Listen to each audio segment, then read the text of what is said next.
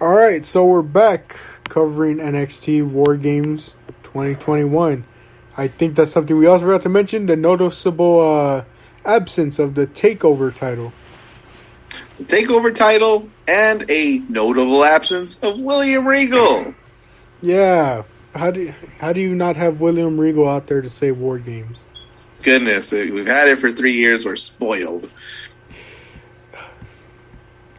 But so, as we last were discussing the tag title match, great seeing Imperium retain, great technical masterpiece when Von Wagner wasn't in it. And before we get to our next match, I wanted to just say we got a video package about Legado del Fantasma, and I like how even though we're in NXT 2.0, I like how there's still a little bit of NXT 1.0 because Legado del Fantasma is still getting these random video packages that say nothing. They're using the same clips, and it just amounts to fluff. Yeah, I mean, I'm glad they, like I said, I'm glad they still keep around a lot of the 1.0 guys, to at least keep some but like type this of is balance. still like 1.0 presentation. Yeah. It's always what's his name? Escobar saying like, I am respected. I am a champion. And it's like, and I guess now they have a female partner or something or other. But I'm like, goodness, the more things change, the more they stay the same. Yeah, and speaking of 1.0 guys, this is, I mean, technically on this pay-per-view, or this is the technically first set of 1.0 versus 2.0 guy. Because the women's War Games match technically had a mix on both sides. It's the true. last match had a mix technically. It's true. Kyle O'Reilly, right, partnering with a 2.0 guy. Here we've got 1.0 representative Cameron Grimes taking on 2.0 representative Jack. Do you know his name without looking? Duke Hudson. And these two are fighting in a hair versus hair match. And I thought it was a very excellent style choice to put the barber chair in the extra ring that's set up for the War Games matches. Yeah, and funny enough, you asked if I knew his name. I was going to try and tell you what his name was before Duke Hudson, and I couldn't remember it. So you looked it up? I didn't actually. All I could remember was that he partnered with Shane Thorne at once. Oh, how funny. How interesting. Yeah, so, coming in with an open mind, trying to welcome these guys into my heart. And Duke Hudson, what's his character, Jack? He is a poker/gambling type guy. Yeah. and this all starts their feud because Cameron Grimes bluffs him, and I guess he takes offense to how good that bluff was. It was on national television, and so they've been at each other, and they're going to settle it. Loser of this match gets his hair shaved. Yeah, and real quick, I just want to bring this up because it is one of my nitpicks at it, because it happens later.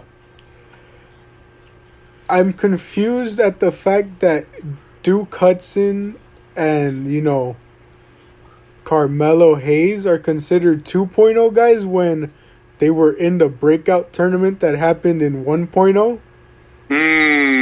I guess it's because they're reintroduced with new characters or, had more significance at the start of 2.0 that they're now considered 2.0 as. But that was the one thing I brought up to my dad was, weren't Hayes and Jones in the final of the breakout tournaments on 1.0 a few weeks before the 2.0 rebrand? So it was really confusing to see.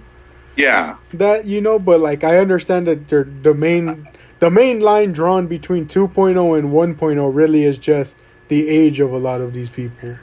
The age, and if you needed to distinction, Jack, if you wonder, am I thinking of a 1.0 wrestler or a 2.0 wrestler? Think, is their contract coming up soon? And are they in currently talks of re-signing? That's a 1.0. If it's not the case, then it's a 2.0. Yeah. And so, going into this match, 1.0 versus 2.0, hair versus hair. I will say, going into this, I did want a clear winner, much like my dad did as well, and it was Cameron Grimes needed to win because I just can't imagine him without his hair and beard combo that he has. And it's funny, like, we can't imagine him without his hair and beard. I could definitely imagine Duke Hudson without these things. Yeah, and I like the way my dad put it, even though it's like a kind of like bittersweet type thought. But the main thing he said was he didn't want Grimes to lose because what if they made him like shave his hair and lose his iconic look, and then like a couple weeks later, because of the way things are, they end up releasing the poor guy, and so it's like you took away his one comment. Yeah. Goodness gracious. So definitely looking at it with that type of like thinking too, I was like, yeah, Grimes needs to win this because he's the one guy that cannot afford to lose his hair or beard. Yeah, and I want to call back the women's Wargames match because one thing I said, and it's my hang-up, is that I think things move too slowly and that they're setting things up, and I think things need to move faster and it needs to be more, chaotic. In this match, Jack, Beth Phoenix reminded me in the middle of the match with her expert commentating that one of these men was going to get their head shaved. And I had forgotten it. And when she said it, I said, that's right. That's going to happen at the end of this match. Why does it seem as though neither of them care? Like, why is that? Like, why are they, again, working so slow? Why are they posturing? Why are they, you know what I mean? Yeah. One of you is going to be shaved bald. You should be frantic. You should be worried. And there was one time I thought Duke Hudson was worried, and that was when he knocked Cameron Grimes outside. Actually, I think he gave him like a sweet belly-to-belly suplex. Goes inside and insists that the ref count him out. But it doesn't work. But, like, I go, God, I really wish this guy acted like something might happen to him if he done win. Yeah, the acting that he did after the match should have been implemented more in the match as well. Because you might lose your hair. Yeah, and decent enough match, but thankfully the right guy wins. Sure does. Cameron Grimes wins. And it looks like, it's the result's not going to matter as Duke Hudson lays him out and goes to shave him anyways. He does. But Cameron Grimes gets the better of him, hits him with a cave-in, and then puts him in the chair and shaves his head. Doesn't get that was such a sick cave-in. I thought he hit his head on that chair. Yeah. And, he doesn't get to do the full thing for the most part. I mean, he still walks out with a shaved head, but, like, Duke wakes up and like runs out, and it looks like they're going with that whole like Cody Rhodes-esque gimmick when his face got busted and he had to wear the mask and there was the whole paper bag thing. Similar to that, it looks like they're running that storyline with Duke Hudson where it's like it looks like I guess his hair mattered a lot to him and to his looks.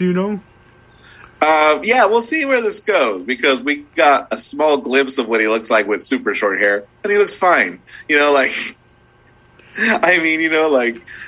don't think they've not played up at all a vanity side to his character. Yeah, there's a bit of a pride thing when it comes to the gambling, but as far as his aesthetics go, we'll see. Yeah, and like I said, a lot of the facial expressions he had and like reactions he had after the match probably would have benefited having them also in the match, as you mentioned, having a more sporadic style match. A technical match, but at this point I'm in my mind thinking the Wargames match was the best so far. Yeah, and right after we get into our co-main event, as there was only 5 matches on the card. Right. Really going back to old TakeOver, even though, for the most part, TakeOvers have had that type of a match card, this also, as you mentioned, has been kind of going really quickly compared to a lot of modern pay-per-views. Mm-hmm. And we get into our second 1.0 versus 2.0 guy matchup, where we get Cruiserweight Champion Roderick Strong defending his title against non-Cruiserweight Joe Gacy. And may I say, this is the match I think I was most excited about. The men's Wargames match actually had a lot going behind it, but this one was one where I thought, I've heard about Joe Gacy. and I like Roderick Strong, and this is one of Jack I think I was most interested in. Yeah. Can we talk a bit about Joe Gacy? I don't think we have, because I don't think his character was really getting off the ground yet when we were discussing other events. How would you describe Joe Gacy's character? Man, it's real tough to describe it. Like, he seems like he's that guy. He seems like the embodiment of cancel culture, but at the same time, he isn't. Yeah, he's and this match starts. Is set off, Jack, by challenging for the cruiserweight title, defined by wrestlers who weigh 205 pounds or less, and he says it's a body shaming an instance of such, and it's exclusionary. He wants to win that title and make it inclusive, which I thought was a wild angle. But Jack, my concern is that we've got a heel, a bad guy, preaching equity and tolerance and things like that. And I go, oh gosh, oh my. Yeah, it's only in the realm of WWE where you can see someone being the bad guy for calling out things like that.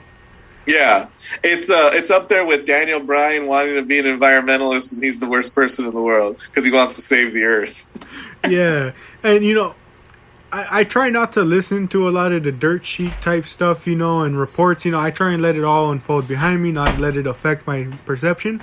Right. But with the rumors of potentially the cruiserweight title being, like, in a sense, canned, Yeah. I was looking at this and I was like, well, even though Roderick barely won it, if they're going to get rid of the title, and even though they technically already have the North American title, which is like their secondary title, and though I wish they would have less belts in NXT because they have a ton, I honestly, when I heard about that, I was like, this could be the perfect opportunity for a storyline because of Joe Gacy doing the whole inclusive thing. This could be the perfect opportunity for NXT 2.0 to commit, how would you say, I'm trying to think of a way to say this, but I don't know what's the correct way. Title infringement by implementing their own X Division-esque title. Something like that, right? Where the X Division title is something that can be fought over multiple people of different sizes, right? Yeah. Japan has the never open weight title as well, which is sort of free game for anyone to challenge for. I hear you, and I heard the rumors as well, and I understand, Jack, you're want to not feed into rumors for rumors' sake, but this company doesn't like its cruiserweights at all. They let a bunch of them go, and you've got a belt that, is becoming less and less prominent and meaningful. God bless Roderick Strong, though, because you wouldn't have known that from last night. Jack, I said that the women's match was moving a little slow for me. I said that Duke, what's-his-name, was moving a little slow for me. And I thought, am I being wrong? Am I just expecting too much? No. And you know how I know? Because Roderick Strong came out and was moving 1,000 miles an hour. Hit 2 backbreakers in the first, 3 minutes of the match. That guy came out like Joe Gacy owed him money. It was so good. He just exploded all over that guy. Yeah. Really great matchup, and especially, again, the contrast of weights, because Joe Gacy's not a cruiserweight. It made for an interesting matchup, which is really why a lot of people fell in love with the X Division and the never open weight titles, because of just the difference you'd see. Because, sure, you kind of see that already with the main titles and the mid-card titles, tag team titles, you see those differences in weights, but, those two titles really always played up a lot of that. In a lot of its different matches, it was always a difference in height, weight, wrestling styles, and this is an example of that where, because the storyline they're running, they get to have a unique instance where you have cruiserweight Roderick Strong facing off against a guy that he maybe normally wouldn't have in a match. What did you think of the match? I thought it was really great, especially, definitely a change of pace from the first or for the latter, the previous 2 matches. Right. Agreed. even though you had a bunch of people outside, Roderick Strong has the Diamond Mind, a big old collection of people I don't know.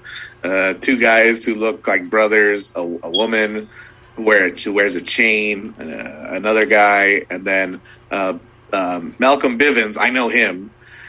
They don't get involved. And then Joe Gacy's got that big guy in his corner. Not only does he not get involved, he hardly moves because he's menacing. Yeah, and the only point we see anyone get involved is when it looks like the girl from Diamond Mine's going to get involved. And then Joe Gacy's heavy just picks her up. Yeah. And Gacy's like trying to convince him to put her down until he finally gets back in the ring to go start wrestling strong again. Yeah. It was... I was surprised by the outcome. How about you? I was surprised too, because like I said, if the rumors were going to be true, this would have been the time to make that change and implement a possible never open weight X division. Via Joe Gacy's funny inclusionary character. Yeah. But he doesn't. He gets put down. And Roderick Strong comes out on top. Look at him. It's so funny. I can't help but see Roderick Strong as a bit player of a bigger group, but he's the main attraction of his group. But all the Undisputed Era guys, Jack, they all still do their little like ring entrance taunts, even in the absence of their peers. If you put them all together, if you get a video of Bobby Fish, a clip of Kyle O'Reilly, Adam Cole, and Roderick Strong from like this week and stitch them together, they are all doing their respective part of the Undisputed Era entrance. Yeah, it definitely is weird because I think the last time we ever saw Roderick ever being either like solo or like leader-esque was back in 2016-17 before he joined the Era. So it's definitely a change of pace to see him when he was a husband and a father. Yeah, those early days were. Body. Yeah, I remember those early days of Roderick Strong, where much like how Kyle's kind of suffering right now, is like he didn't have much character to him. He was just that one baby face on the roster. Yeah. Yeah, and that's definitely a change that he's had over the years, and definitely benefited from the Era, was helping him gain more of a personality and character than just that one baby face on the roster who was really athletic. Mm-hmm. But great enough match, definitely a great co-main event to the men's War Game match. Wasn't great enough where it took away energy from the crowd, so that'd be like before the main event, but still kept them, energized enough and in tuned enough to be excited for the main event.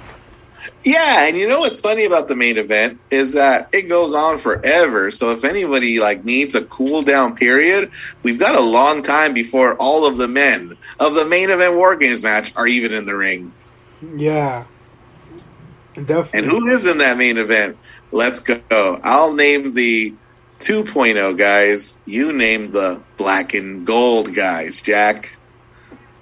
Yeah, so it's our final matchup, and this is a true testament to the 1.0, 2.0 matchup, as you get Team 1.0, Team NXT Black and Gold, Johnny Gargano, Tommaso Ciampa, NXT champion Tommaso Ciampa, Pete Dunne, and LA Knight.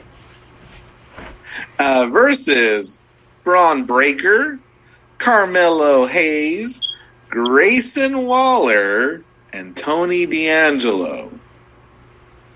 Yeah, so the new blood versus the old blood, and it was at this match that I realized something that was missing from AEW that I wish they would start adopting more from WWE, and it was the opening package for this match. I know AEW tries to do more of like the sports / big fight feel, where they do a lot of like sit down talking heads to hype up the match. But to me you can't beat WWE production team. Yeah, I thoroughly enjoyed the intro promo for this because of like how heavily it leaned into that 1.0 versus 2.0. Black and gold versus 2.0. Yeah, agreed. Where, Roderick Strong and Joe Gacy had more going on, right? It was like, whatever the title represents and whatever Joe Gacy's campaigning, right? A lot of the other matches had a different story behind their feud. This one is strictly out with the old, in with the new. Who's going to come out on top? The only problem that I had with it was LA Knight. LA Knight's a funny inclusion to the old guard because he's been around for a full cup of coffee. But you know what, Jack? LA Knight is so old school. He's got that burly, hairy chest, that deep voice, and, even if you've just met him, you just get the sense that the guy's been around the horn, Yeah. And, I don't get enough of him, but he does this thing. It's so, it's such an old man thing, Yeah, he may not fit, in terms of how long he's been there, like his tenure in NXT. Right. But, he definitely has an older school vibe than the guys on 2.0. He's a very old school guy. He's a very, we've come a long way, but he's still a very, I get a lot of women and that's still commendable kind of, vibe. You know what somebody said on a podcast I listened to? They called him the Shooter McGavin of wrestling. Yeah, and, I know my dad recently was praising him too because he heard, that, that backstage promo that they did that they showed, little clips of, and, the main thing my dad was, saying was, he's a real great promo from, the sound of it. And he wasn't wrong when I re-listened to it. There was at certain points where the way he was talking, you almost thought you were hearing The Rock. These guys I listen to, they call him The Rock. They just outright call him The Rock. They go, so on Sunday it's going to be Gargano and Ciampa and Dunn and The Rock. Yeah, and... it's one of the things that, though he may be a heel and, play obnoxious heel gimmick, it's it's one of those things where you wonder, how is this guy not on the main roster because of the sole fact that he can cut a promo better than so many guys up there and down here in NXT. Keep him away from the main event roster. Don't even tell Vince he exists because the second he figures out who he is, he's going to make him a dirty dog. He's gonna be the third partner for Ziggler and Rude. As far as I'm concerned, Vince is going to be convinced it is Rude. Honestly, I wouldn't be surprised if he thought they were the same person, seeing as how the late Brody Lee once said that he didn't know if Vince could tell him and Eric Rowan apart. Goodness gracious, how funny.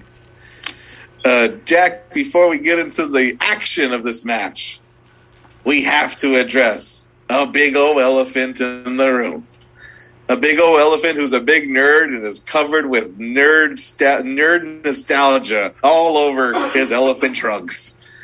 And that's Johnny Gargano. He was told earlier in the night by Tommaso Ciampa that this is his night and this is his moment. And it was very cryptic. Jack, what are they talking about?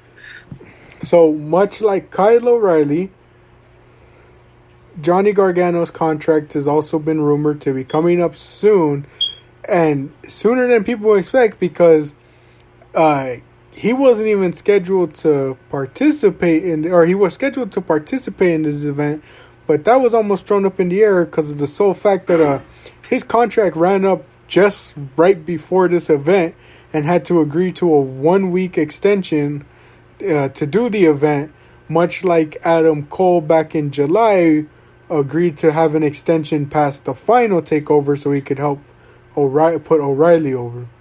Right. And so it seems like Ciampa is really pulling the curtain back a bit. But the curtain's pulled off the rod, Jack, when Johnny Gargano makes his ring entrance. I was shook. Johnny Gargano, the last participant to be introduced, and he's going to be the first into the ring for his team, comes out to his DIY song instead of his current heel, jazzy number. Yeah, he comes out to Rebel Heart, and his gear is just a whole, patchwork of references to his previous gears. Yeah, he has Iron Man, Wolverine, Carnage. It's quite a spectacle. And it telegraphs to the wrestling community, that this is his swan song. Goodness gracious. I forgot he'd never been a part of a Wargames match. He says that earlier in the night, too. Yeah. He was going to be a part of 2019, I believe, but then that's when Balor returned and took him out of action, where they write him off. But so, yeah, first Wargames match for him. But I was choked up, Jack. I felt real good listening to Rebel Heart, play him out. It was real poetic.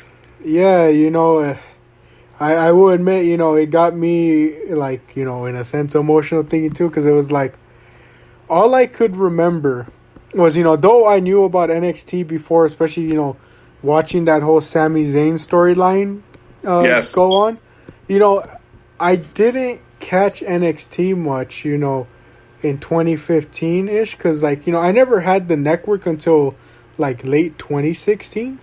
And I just remember getting the network, and I just remember seeing, oh, hey, I remember telling my dad, because it was a Saturday one time, like, hey, apparently, before Survivor Series, NXT is having, like, a takeover event. Do you want to sit down and watch it? And he was like, yeah, and so we're watching.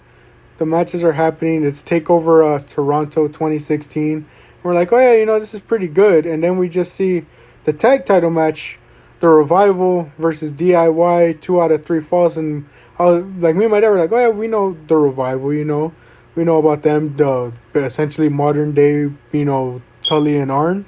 But we were like, who's DIY? Who is Gargano and Ciampa? And they played a video package, and keep in mind, we just know, The Revival are the heels, DIY are the baby faces who couldn't get it done at the last pay-per-view. We watched that match, 2 out of 3 falls. DIY wins it, and we're just so happy for them, even though this is our first time watching it. And I just remember me and my dad sitting there looking at each other and going, that is quite possibly one of the greatest tag team matches we have ever both watched. Yeah. And especially because my dad, big Road Warriors fan, he probably holds a lot of their matches up there in contention. But I just remember both of us sat there and were like, that was such a great tag match. And it wasn't just moves, it had story, in-ring psychology and all that. And it's like, and then all I could think about, after remembering that as one of my first memories of getting back in NXT was just all that Gargano and Ciampa proceeded to do. Take over New Orleans, take over New York, Johnny versus Adam Cole, 2 out of 3 falls. Again, another 2 out of 3 falls match, All the great matches that Johnny had, and I was just like, man, I don't know if this is going to be the end, but if this is, then my goodness, as he ended up posting after the show, one hell of a run, Indeed. You can't, when you hear the reports that him and Ciampa don't want to go to the main roster, as far as I'm concerned, they had a main roster run on this show, and it filled my heart with joy to see Ciampa in the background in that cage, marking out for his buddy. The guy was going to completely, throw away his character, the psycho killer character. And the guy was clapping and rooting and cheering his friend. Yeah, completely out of character. The guy is dressed as God of War, and he's just like, goodness, it was just so funny to see him react the way that he was to Johnny's entrance. Yeah, and so, that's the mindset people are going in with, is like, much like O'Reilly, it's like, and much like Cole back at 36, like, this is the swan song for this guy, essentially. And, will he pick up a victory on his way out? Yeah. And, I think another thing that follows too is, obviously it's different because the previous times when people had their swan songs, it was mainly because, they're going to the main roster, Sami Zayn in Dallas, though it was emotional, people were like, okay, he's going to the main roster, Every other guy who's had their swan song, it was main roster, but like... This one, what's next for all Johnny Wrestling? Johnny Wargames, Johnny Takeover. Yeah. Who knows?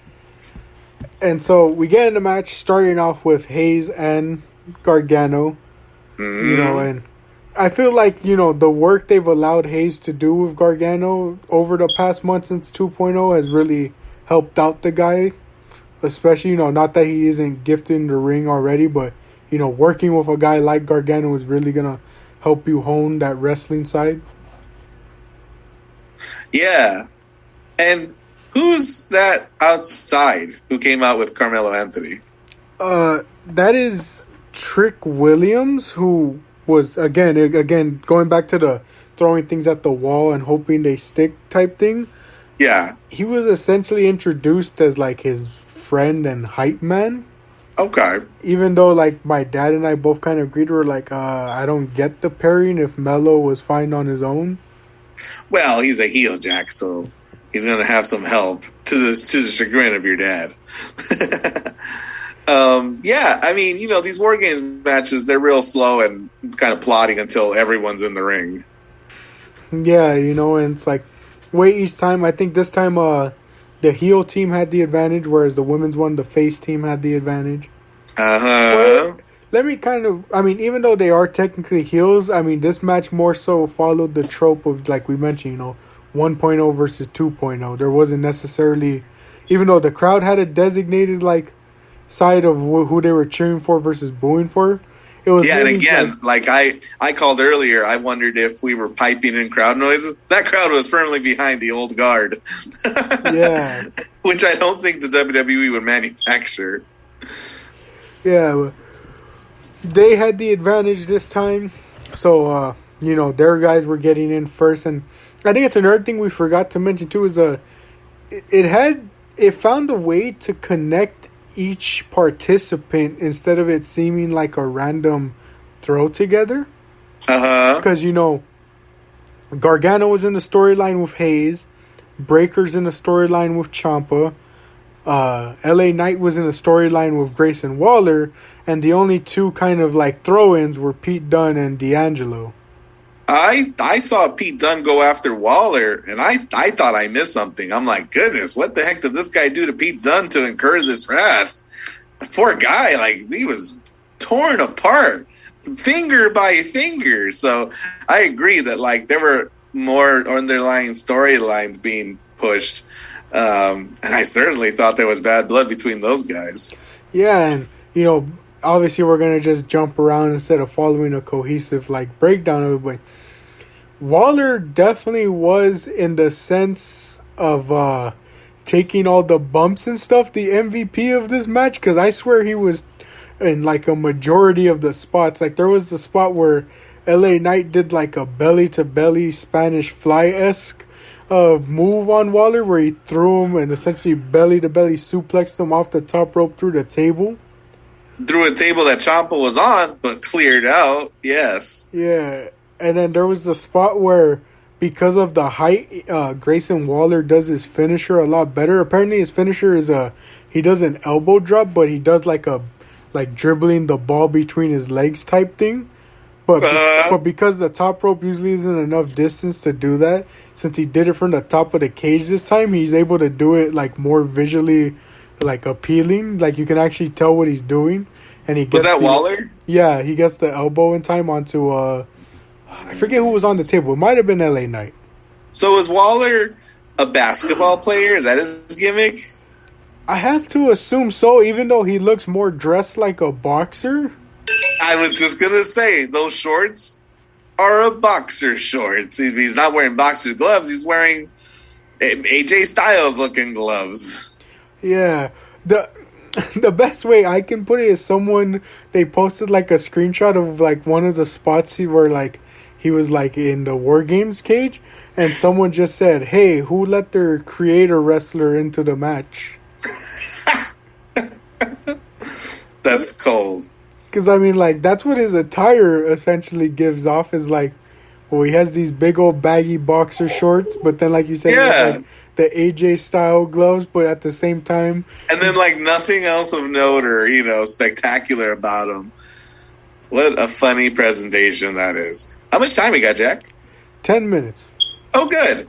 My, one spot that stood out to me was Tony D'Angelo, I think, locks the cage. There's still participants to enter, but he wants to give it to these old guys while they have the numbers advantage. LA Knight is next into the ring. Can't get in. It's locked, Jack. So he climbs it, and he gets in through the top. Yeah. That was such a cool spot. Yeah, and of course, it was the one thing brought up by my dad and I again, because those dastardly heels, sir, as soon as it's time for Breaker to enter the cage, that's when they bring in the bolt cutters. And Braun Breaker says, let me do it, as because this is going to be his moment, and it doesn't work.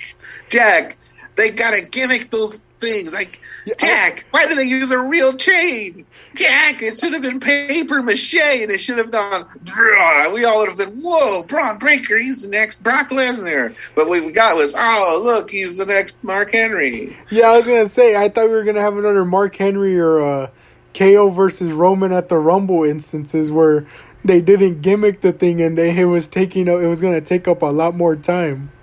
My favorite part of that Mark Henry story, for folks that don't know, there's a cage, and the door is chained shut because the wrestling's original. And he's supposed to come out, break the chain, get in the ring. But they don't gimmick the chain. So he's out there for like 5 or 6 minutes, like wrestling with this chain. And what some people don't realize is that he eventually breaks the chain because he's the world's strongest man. Even if it took an uncomfortably long time, the punchline of that story is a human being broke that steel chain by sheer will and power. Yeah. Braun Breaker's moment was a bit of a wet fart. Yeah, he eventually gets it open, but it doesn't look as good. Like I said, it was similar to KO Roman at the Rumble, where they didn't gimmick the lock, and they couldn't get it unlocked. But we got a lot of great spots with Johnny and Pete Dunne, stereo cross faces and stomping the guy. Goodness, that was good. There was a spot where I think it was Mello and Waller were going to try and do the DIY finisher. Meet in the middle, but they get stopped. There's the funny part where Ciampa just beats up everyone, and then he sits the trash can down and just starts clapping and doing the patting on the back. Yeah, and Jack, when we get into the thick of this match, those old guys abuse these young guys. Yeah. These guys were christened in blood. It was a trial by fire and brimstone. Goodness gracious. It was, you remember that Rumble where Benoit and Eddie Guerrero and Hardcore Holly had, I think it was Maven in that Rumble? Daniel Puder. Oh, it was Puder. Oh, that's right, because he asked for it. It was like that times 4. Yeah, and, even though that was happening, you still had the young guys letting them get the time to rest and recover, and it immediately comes back to bite them as they get their butts kicked immediately after. And I was excited for whenever the younger guys, laid it into these older guys. I'm like, good, get your receipt, for sure, man. Because you kind of saw the writing on the wall. You kind of knew how this was going to end. How does it end, Jack? Yeah, so Breaker ends up, I can't remember if he puts Ciampa through a table, but I know for sure, Yes, he does. A spear through a table, which stops the fairy tale ending that he was about to do on Carmelo Anthony. Yeah, and then he gets him up and hits that power slam onto him. That's his finishing move. And pins NXT champion Tommaso Ciampa, assumably setting up their next title match where he'll more than likely take that title off of Ciampa. Yep.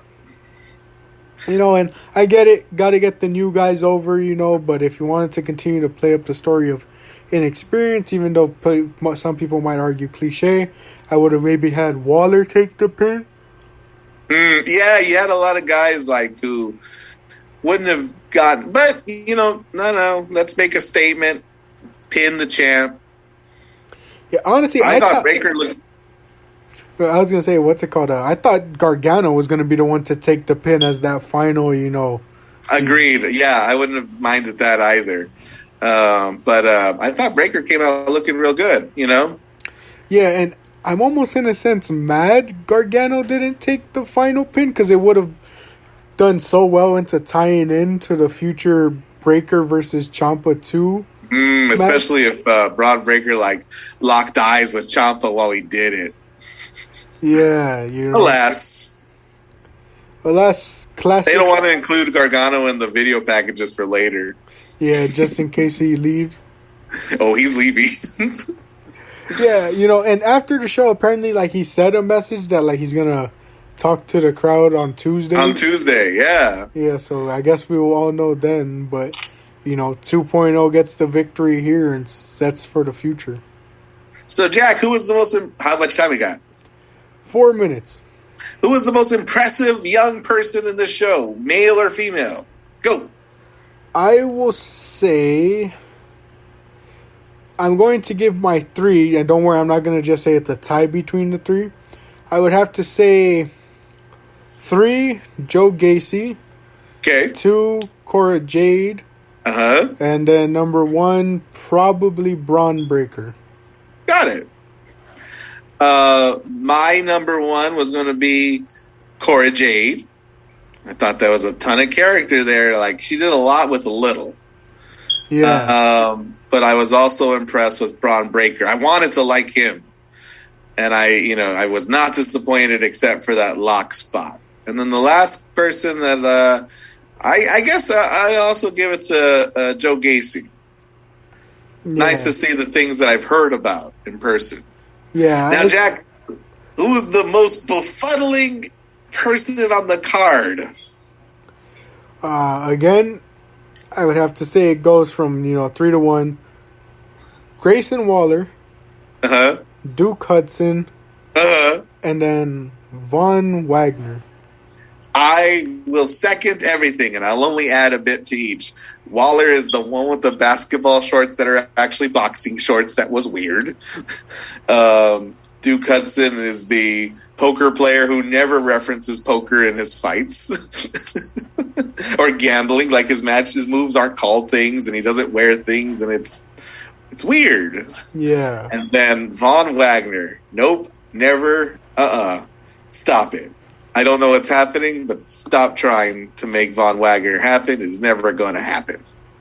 Yeah, I don't know what the direction they're going with him is, but, like, yeah. I mean, my only thing with Waller is just that, again, like the funny comment was, he just seems like, the generic creative character. Like his shorts, his boxing shorts had some text on the front and the back. I don't think they said Waller. I have no idea what they said. So weird. Yeah, but yeah, definitely out of all the people introduced so far, at least that appeared on this pay-per-view, Von Wagner is like the biggest like question mark one, Yeah. And I mean, we kind of see that a lot again, because it's like they're throwing things at the wall to see what stick. But my only issue is with some of the stuff, they're like, oh, it didn't stick, try again. But then there's also some stuff where it's like, it didn't stick, keep throwing it at the wall until it sticks. Goodness gracious. But with that being said, in about 1:30 left, that has been our NXT Wargames 2021 review discussion. And it sounds like the next time we connect, Jack, it's going to be to talk about our top 10 matches of 2021. Yes, and as I mentioned before in a previous episode, I'm just so excited for that because of how diverse it should look to be from last year's list. Yeah, I'm looking forward to it. We'll schedule it after we sign off. Yeah, but with that being said, I want to thank you all for joining us for another episode of Season 2 of the Rule 34 podcast. As always, a pleasure to record with you, sir. Likewise. But so I've been your host, Jack, joined by my fellow guest, Mr. Solis. I want to thank you all for joining us. As always, if it exists, we have an opinion on it. Thank you, and we'll catch y'all in the next episode.